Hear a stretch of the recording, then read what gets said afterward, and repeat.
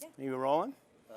Yeah. Okay. Make sure. Quick little adjustment Yeah, it's there. good to do that to keep the editors on their toes. Yes, I know. Because more Make than sure they likely, don't take it. I'm going to make sure I don't edit this story. I'm going to give it to Judith, just so I am not too self-conscious. All right, Tracy. Well, I'll tell you a little bit.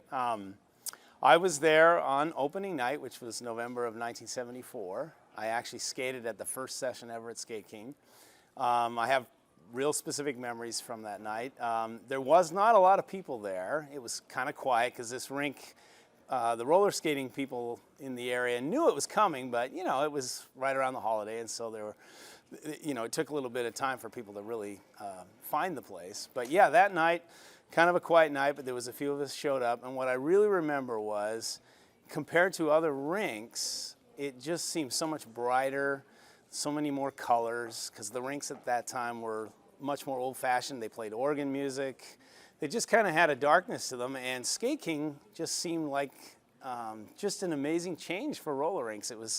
They had loud music. They had a really good sound system, which was probably the first we'd ever seen. And so yeah, just everything about it. The minute we skated there that night, me and a couple friends, we just kind of knew, oh my goodness, this, you know, this is going to be a cool roller rink. and you got that feeling the minute you went in the door. You just went, this place is different than other rinks. And so yeah, that's really the memory I have from that first night. And then I skated there for a couple of years as a teenager. And then at the start of my senior year of high school, a good friend of mine was working at the rink, and he said I'd be a perfect candidate for a disc jockey job they had there. Because I was already working as a disc jockey at our student radio station and doing, you know, a little bit of newspaper writing, all that kind of stuff, because I was interested in those kinds of things even at that time.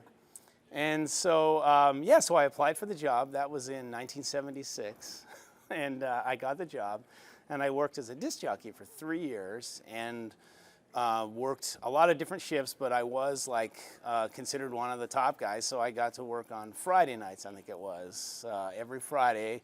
The two big nights were Friday and Saturday, and I usually worked one of those two, and I think it was Friday that I had a long run on. And so yeah, it was just so fun to not only skate there, but then to get a chance to play music and entertain the crowd a little bit. And you know, the thing about that time was, you know, disco music was just starting to catch on, and dance music, and you know, there were nights that I used to be a disc jockey in front of 500 to 1,000 people. That was a pretty regular occurrence, actually. And so there was an energy in the place too, you know. I mean, it was, you know, a lot of great roller skating, but there was just an energy. It was like being at a dance club or something. So that's the other thing I really think people may not realize, you know, now that the rink's a bit old and decayed and stuff, is, you know, at that time, it was kind of the place to be in Bellevue for young people, and, you know, teenagers and even a bit older. And so, yeah, it was just a special time. I mean, I have other friends who I still stay in touch with who are skaters. In fact, we have little reunions every so often, and many times when we're sitting around and talking about it, we all say what a great place that was to spend some of our youth, because it was, you know, we not only worked there, but it was a place to socialize. It was a place to get away from home for a few hours, but be safe, and our parents knew that too. And so really it was just, yeah, it was just a really special time to be in roller skating. So disco was the thing. So what came next? Was it the 80s music, or where were you music genre-wise? You're right. No, when music changed, you could feel that too. One of the top 40 songs I remember that came along that kind of changed the sound a little bit was that song My Sharona. It's not exactly a cutting edge punk song or anything, but I do remember that was a sign that yeah, that we were getting away from disco, that's for sure. And so yeah, so there's just one song. You know, without question though, the group that you just can never get out of your head from that period though was the Bee Gees. My goodness, the Bee Gees, we just played them over and over, and other bands too, but the Bee Gees were the real 70s thing. But yeah, in the 80s, sure, new music came along and changed the sound a little bit. And there were some people that still liked hard rock. So we, as a disc jockey, I mean, we used to try to mix in everything. You know, we would play some, you know, what we call classic rock now, you know, as well as the dance stuff. But Yeah, just but the other thing too was we used to do something called the snowball. Anybody who's roller skated, they'll remember this. What the snowball was, we would dim the lights, and the girls would line up on one side of the rink and the boys on the other, and then you would pick, I think, one boy and one girl to start it, and they would go ask someone to skate with them from the other wall there, and it gradually would just gradually everybody eventually would be skating as sort of a couple out there, but it was almost like a throwback too to like the 50s or something about the way you might do a dance, at a high school dance or something. So anybody who roller skated during that period too has really funny memories of the snowball. That was like this real kind of almost romantic thing, for young teenagers. Tell me a little bit about your memory with Jean. 1 second here. Okay. One thing. Okay. Readjusting. Yeah, Okay. I'm good. All right. Okay, so you want to know about Gene Anderson. Well, when I was a disc jockey at the rink, I'd been there a couple of years by then. King Five's Gene Anderson came along and skated there on a Friday or Saturday night, and she was pretty prominent at that time. She hadn't been on the air as long as we got used to her being here at King Five. But anyway, Gene was the main anchor person at King Five, and so when she was skating there that night, there actually was kind of a buzz in the building because there was a TV celebrity there. And anyway, she was so nice. She came up to me and talked to me a couple of times about music, made a couple of requests for songs. But she wasn't that great a skater. I mean, she was just there with her family or something. So at one point, she kind of hinted that maybe I could help her, learn how to skate a little better. So, so I went out there. Even though I was disc jockeying, I still always wore my skates. And we skated together out there on the rink, and she actually sort of reached out and let me hold her hand while we were skating around Skate King.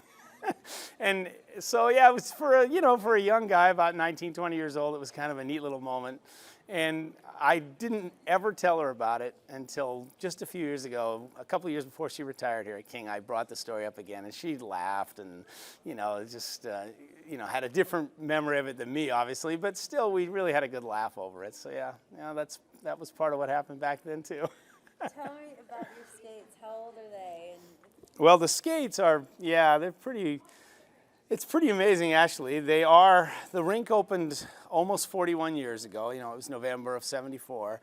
And I had owned those skates probably a few months by then. So the skates are a little over 41 years old. I've had to replace the parts on, some of the parts, obviously. But the boots are original. And, they're just part of me, really. I still skate a lot outside mainly now. But they're a part of me, and they were there on opening night, the first night that Skate King opened. Those are the boots that I wore. Get your buttons out and show me your buttons. Okay, I can show you some buttons too. Hang on. Don't move the skates yet. I know. As they fall. Sorry, I shouldn't have put them in the boots. All right, just shut her down for a second, or whatever. We'll prop them back up. Buttons kill me. All right, so You said 41 years old. I'm like, damn, I'm not that far. I'm just about as old as those boots. all right, you want me to? Is that good if I just Yeah, kind of hold them up? I'm just Okay. holding- All right, I'll just try to. All right. All right. So Tracy, you asked me about the buttons. These are from my disc jockey days, and what we used to do at Skate King sometimes was have all-night skates, and so there was enough people who wanted to attend those things, and so a few hundred people would show up, and we'd skate from about 10 or 11 at night until I think about 7 in the morning. It was really crazy. and so for the kids You who know what, let's, yeah. I was just getting shots of this. Okay. If you want to explain it again. Okay, I'll do it again. Yeah, you can keep holding them, but just Okay. slower now. All right. Yeah, so Tracy, these buttons, they were issued to people who skated at the rink during our all-night skates. When I was a disc jockey, I was a part of those. We would sometimes open the building from like 10, 11 at night until 7 in the morning. And it was crazy, really, but there were enough people that wanted to do that. And the managers of the rink, if you made it all the way to the morning, would then, as people were leaving, would hand out these buttons to signify that you'd made it through the night. So yeah, these are just a couple from those days, both of them from the 1970s. One of them was the New Year's Eve skate from New Year's Eve '77, yeah. So there you go. So just, again, part of the you know, the lore of Skate King back in the 70s. Did you bring your kids in and show them everything and do this stuff with them too? Oh yeah, no, as you know, I do have 2 kids, and I did take them skating as they were growing up. Sure, you know, why not? And you know, they don't mind skating. They never took to it like Dad did. But I will tell one story that you might like this. This is actually kind of funny. So when my kids were, oh, I don't know, 10 or 12 years old, somewhere in that range, we went skating on a Saturday afternoon, and this would be, you know, 8 or 9 years ago or something, I don't know. And there were a lot of kids there, because Saturday afternoon skates, even today, are still mainly kids there. Anyway, they had let's see, they had one of these skates that are a fast skate, where you go out there on the floor and skate as fast as you can. And anyway, so I went out there, and I was skating probably just as fast or faster than anybody in the rink, even now.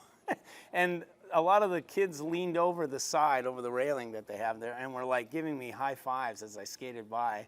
And my kids were looking at me like, oh my God, look at Dad. These kids are high-fiving Dad as he blows by them on the side of the rink. So yeah, so that was actually kind of a funny day, because, you know, my kids were watching that, so yeah. Oh, I love it. That's awesome. Okay. I need a couple shots of the skates. Okay. Just Do the because. show Okay. on it, All right, so- no problem. I'm trying to just think if there's anything else left to say. I don't know. You know, to leave it behind as far as an employee, but still would go back and skate. I mean, you know, I never gave up the skating, so. I don't, you know, and then, ironically enough, not to take away. Okay. Yeah, no, I was just going to mention, we were talking a little bit about figure skating, and obviously that's, talk to her. obviously ice skating is what everybody thinks of for figure skating, but there was a time when roller skaters, figure skating was a pretty big deal here in Washington State. My sister actually did that.